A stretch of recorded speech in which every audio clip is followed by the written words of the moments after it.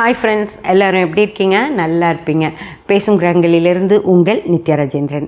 Friends, நம்ம ஒரு விஷயத்தில் வெற்றி அடைஞ்சிருக்கோம். அது நான் தனியாக செய்யலை, நீங்கள் எல்லோரும் சேர்ந்து ஒரு கூட்டு முயற்சியாக தான் நம்ம ஒரு விஷயத்தில் வெற்றி அடைஞ்சிருக்கோம். என்னடா புதிர் போடுறீங்க, நம்மெல்லாம் சேர்ந்து என்ன பண்ணோம், என்ன வெற்றி வந்துருச்சு அப்படின்னு சொல்லி யோசிக்கிறீங்களா? உங்களுக்கு எல்லாத்துக்குமே நல்லா தெரிஞ்ச ஒரு விஷயந்தான் ஃப்ரெண்ட்ஸ். இதையும் சொல்கிறேன். இப்போ இந்த விஷயத்தையும் நான் ஃபோட்டோ போட முடியும், பேர் சொல்ல முடியும்.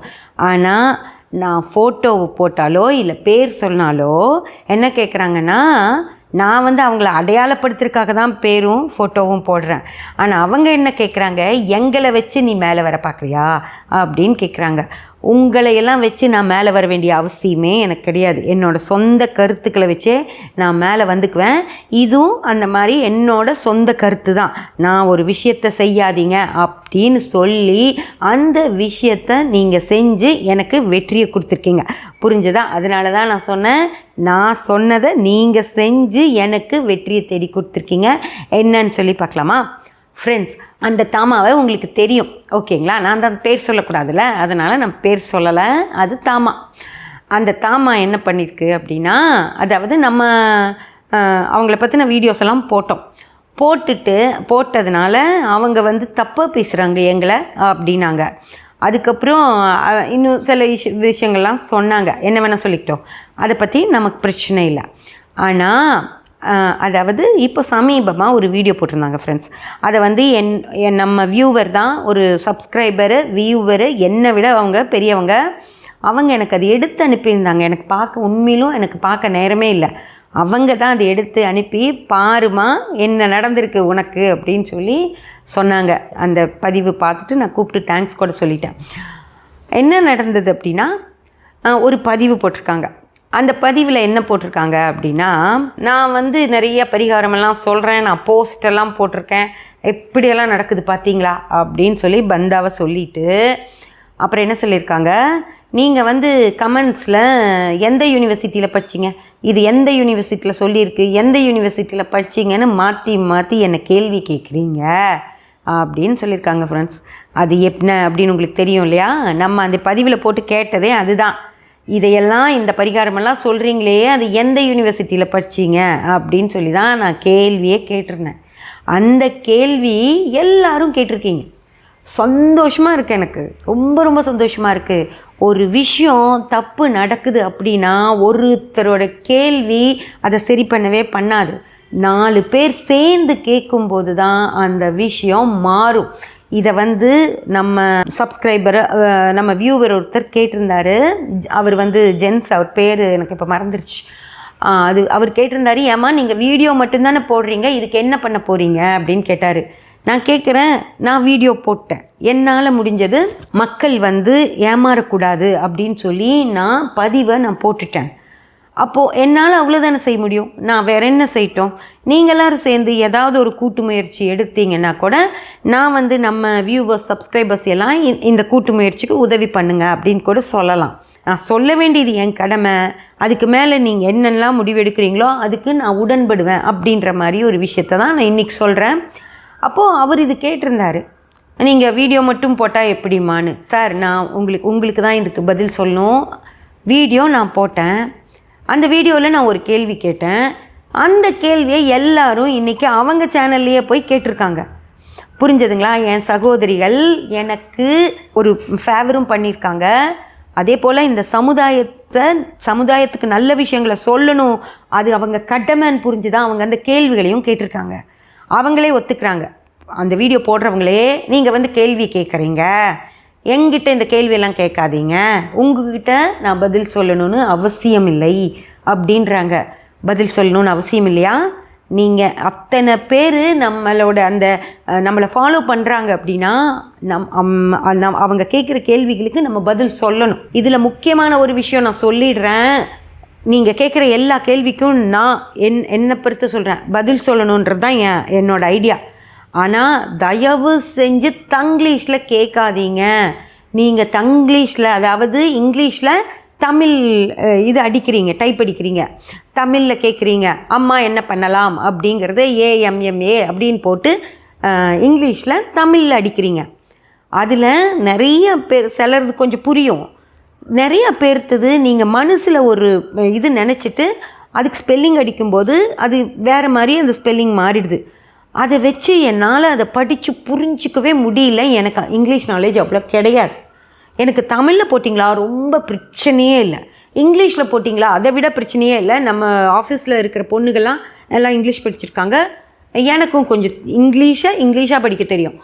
அதில் நான் படித்து புரிஞ்சுட்டு உங்களுக்கு பதில் கொடுத்துருவேன். ஆனால் இந்த தங்கிலீஷ் இதுக்கு என்னால் பதிலே கொடுக்க முடியல. கஷ்டப்பட்டு படித்து இவ்வளோ பெரிய பேராஸ் போடுறீங்க, நான் எப்போ படிக்கிறது? அதை ஒரு காமன் நேரம் ஆகுது இத்தினோண்டு படிக்கிறக்கேன். எனக்கு அவ்வளோ பெரிய பேராஸ் போட்டிங்கன்னா என்னால் படிக்கவே முடியல. அதனால் எனக்கு அதில் பதில் கொடுக்க முடியல. எல்லா கேள்வி வேணாலும் கேளுங்க, ஆனால் அழகாக ஒரு இங்கிலீஷ்லேயே போட்டுருங்க. இங்கிலீஷாகவே போட்டுருங்க, இல்லை தமிழில் போட்டுருங்க. எனக்கு பிரச்சனையே இல்லை. நீங்கள் கேட்குற எல்லா கேள்விகளுக்கும் நான் பதில் கொடுக்குறேன். நான் பதில் கொடுக்காததுக்கு இந்த தங்கிலீஷ் தான் ஃப்ரெண்ட்ஸ் காரணம். ஓகேங்களா? அவங்கெல்லாம் பதில் கொடுக்கலன்னா அது வேறு காரணம். நான் கொடுக்காததுக்கு தங்கிலீஷ் தான் காரணம். அதனால் முடிஞ்சளவு நீங்கள் இங்கிலீஷ்லையோ தமிழ்லையோ போடுங்க. உங்களுக்கு கெஞ்சி கேட்டுக்கிறேன். ஓகேங்களா? ஓகே, இப்போது நம்ம விஷயத்துக்கு வருவோம். அவங்க என்ன சொல்லியிருக்காங்கன்னா, நீங்கள் உங்கள் கேள்விக்கெல்லாம் எனக்கு பதில் சொல்ல வேண்டிய அவசியம் இல்லைன்னு சொல்லியிருக்காங்க. இப்போது நீங்கள் இவ்வளோ ஃபாலோவர்ஸ் வச்சுருக்கீங்க அப்படின்னா அந்த ஃபாலோவர்ஸ் கேட்குற கேள்விக்கு பதில் சொல்லணுமா இல்லையா? அதுதானே நியாயம். இப்போது ஒரு வக்கீல்னு வச்சுக்கோங்க, அவர் லா படிச்சுட்டு அந்த சர்டிஃபிகேட் வச்சுட்டு தான் அந்த வக்கீல் தொழில் பண்ணுவார். ஒரு டாக்டர்னு வச்சுக்கோங்க, அவங்க எம்பிபிஎஸ் சர்டிஃபிகேட் கொடுத்து எம்டிஎஸ்ஸாக இருந்தாலும் சரி அந்த சர்டிஃபிகேட் வச்சுருந்தா தான் அந்த தொழிலை நீங்கள் பண்ண முடியும். அதே போல் வேறு இன்ஜினியர்ஸு, ஐடியில் இருக்கவங்க, இன்னும் பல தொழில்கள் செய்யக்கூடியவங்க, அவங்க படித்த அந்த சர்டிஃபிகேட்ஸை வச்சு தான் அந்த வேலைகளை அவங்க வாங்குவாங்க இல்லைங்களா? அதே போல் கலைகள் அப்படின்னு எடுத்துட்டிங்கன்னா, ஒரு பரதநாட்டியம் டான்ஸருக்கு குரு இருப்பாங்க. அவங்க குரு கிட்ட பழகிட்டு வந்து தான் இவங்க இங்கே அதை ப்ராக்டிஸ் பண்ணி நமக்கு காட்டுவாங்க. ஒரு சிங்கர்னால் அதுக்கு அவங்க சர்டிஃபிகேட்லாம் வராது, இது கலைகளுக்கு சர்டிஃபிகேட் வராது. ஆனாலும் ஒரு சிங்கர்னால் அவங்களோட குரு இருப்பார். அதே போல் ஜோதிடத்துறையிலையும் சொல்கிறேன், அந்த காலத்தில் சர்டிஃபிகேட்ஸ் இல்லை. அந்த காலத்தில் தாத்தா ஜோதிடராக இருப்பார், அப்பா ஜோதிடராக இருப்பார், அதுக்கப்புறம் மகன், அவங்க 2 பேர்த்துக்கிட்டே படித்து வந்துடுவார். ஆனாலும் அவர் ஜோதிடம் தான் சொன்னாலும் கூட, சுய விஷயங்கள் அதில் அவர் நிறையா சேர்த்திருந்தாலும் கூட, அவருக்கு குருநாதர் அப்படின்றது இவர்கிட்ட நான் படித்தேன் அப்படின்னு சொல்லுவாங்க. இன்றைக்கி நாங்கள்லாம் பார்த்திங்கன்னா, நான் சொல்லுவேன், அதுவும் சந்தோஷமாக, தைரியமாக, கௌரவமாக சொல்லுவேன், என்னுடைய குருநாதர் திரு தேவராஜ் ஐயா அவர்கள், தேவசார ஸ்டெல்லர் அஸ்ட்ராலஜி குருநாதர் திரு தேவராஜ் ஐயா அவர்களுடைய மாணவி அப்படின்னு சொல்லிக்கிறதுக்கு எனக்கு அவ்வளோ பெருமை. ஏன்னா யார் தெரியுமா என் குரு, அவர்கிட்ட நான் படித்தேன் அப்படின்னு சொல்லிக்கிறதுல எனக்கு அவ்வளோ பெருமை இருக்குது. என்னோட குரு தேவராஜ் ஐயா, அவரோட குரு பாஸ்கரன் ஐயா, அவரோட குரு கிருஷ்ணமூர்த்தி பத்தத்தி ஐயா, அவரோட குரு மீனாள் ஐயா. புரிஞ்சதுங்களா? ஒரு குரு இல்லை, அவரோட குரு யாருன்னு தெரியும், அவரோட குரு யாருன்னு தெரியும், அவரோட குரு யாருன்னு தெரியும், அவங்க வந்த வழி தெரியும், அந்த வழியில் வந்தவங்க கிட்ட நான் படித்தேன் அப்படின்னு சொல்லிக்கிறதுல, இதெல்லாம் எனக்கு தெரியும்னு சொல்லிக்கிறதுல எனக்கு பெருமை. புரிஞ்சதா? நீ யார் வேணாலும் என் படிப்பை பற்றி கேள்வி கேட்கலாம். புரிஞ்சதா? நீ ஒரு ஜோதிடரா, உனக்கு ஜோதிடம் தெரியுமா அப்படியெல்லாம் கமெண்ட் போடுறீங்கல்ல. நான் ஜோதிடர், இவ்வளோ படித்து வச்சுருக்கேன், இவ்வளோ படித்தவங்க கிட்ட படித்து வச்சுருக்கேன். புரிஞ்சதா? இதை நான் சொல்கிறேன். ஏன் உங்களால் சொல்ல முடியல?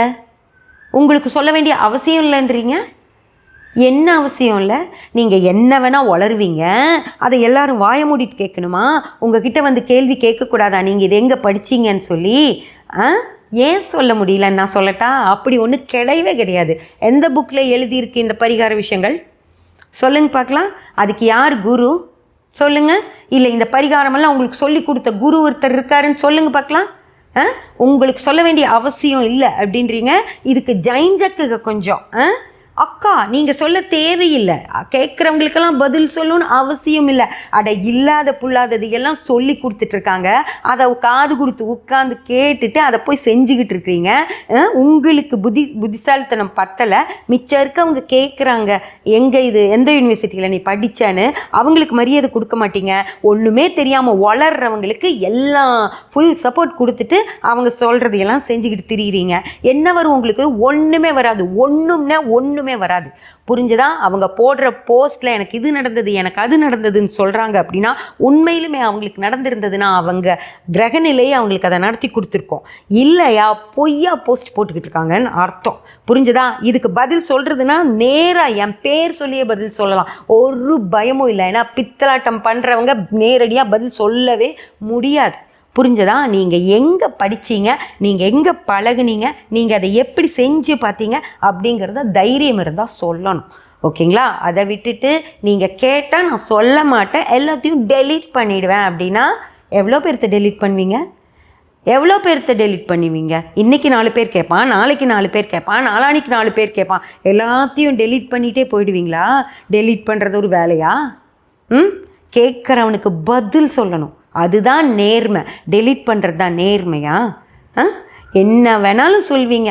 ஓகே, பரவாயில்ல. இது வரைக்கும் நீங்கள் சொன்னதை பற்றி ஒரு பிரச்சனையும் இல்லை, நான் கேட்க வேண்டியதை கேட்டுட்டேன். ஆனால் நாங்கள்லாம் சேர்ந்து பேசுனதில், நான் என் சப்ஸ்கிரைபர்ஸ் என் வியூவர்ஸ் எல்லாம் சேர்ந்து பேசுனதில் நடந்த ஒரு நல்ல விஷயம் என்னன்னு பார்த்தீங்கன்னா, நான் சொல்கிற பரிகாரத்தை நீங்கள் செஞ்சு பாருங்கள். ஆனால் அதை மட்டும் செஞ்சு பார்த்துட்டு பேசாமல் இருக்காதீங்க. நீங்கள் உழைங்க, நீங்கள் உழைச்சிங்கன்னா தான் உங்களுக்கு காசு வரும்னு சொன்னீங்க பார்த்தியா? அதுதான் நாங்கள் வெற்றி அடைஞ்ச விஷயம். புரிஞ்சதா? இந்த பரிகாரம் செய் இது நடக்கும், இந்த பரிகாரம் செய் அது நடக்கும்னு சொன்னாமல் இதுக்கு பின்னால் கடவுளை கும்பிடுங்க, கும்பிடாதீங்க, பரிகாரம் செய்யுங்க, செய்யாதீங்க, என்ன வேணால் பண்ணிக்கோங்க, ஆனால் உழைங்க. நீங்கள் உழைச்சிங்கன்னா உங்களுக்கு நல்லது நடக்கும்னு சொன்னீங்க பார்த்தியா? அந்த விஷயத்தை நான் பாராட்டுறேன். ஓகேங்களா? நீங்கள் எவ்வளோ தப்பு செஞ்சுருந்தாலும் இந்த விஷயத்த சொன்னீங்கன்னா ஓகே, இதை தான் நாங்கள் எதிர்பார்க்குறோம். நாங்கள் அப்படின்னா என்னோடய வியூவர்ஸ், என்னோடய சப்ஸ்கிரைபர்ஸ், நான் எல்லாரும் சேர்ந்து உங்ககிட்ட இருந்து அந்த வெறும் வெத்து பரிகாரங்கள் வராமல் இதை செஞ்சுட்டு நம்பிக்கையோடு உழைங்க.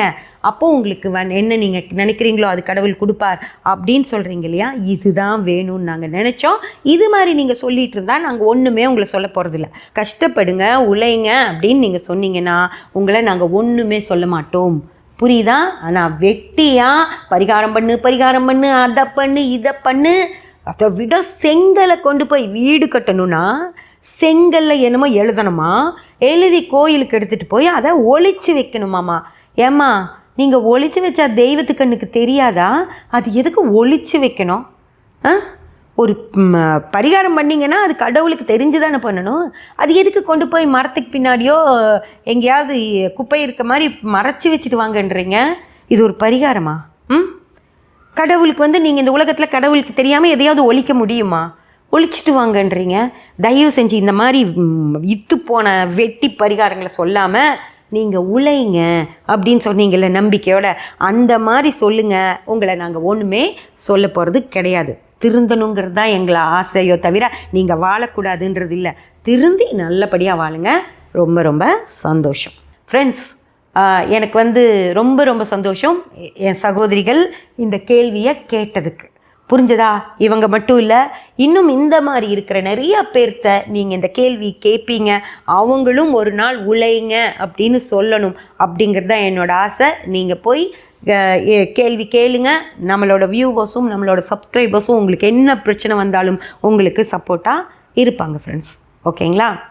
சப்ஸ்கிரைப் பண்ணி பெல் பட்டன் ப்ரெஸ் பண்ணி வச்சுக்கோங்க.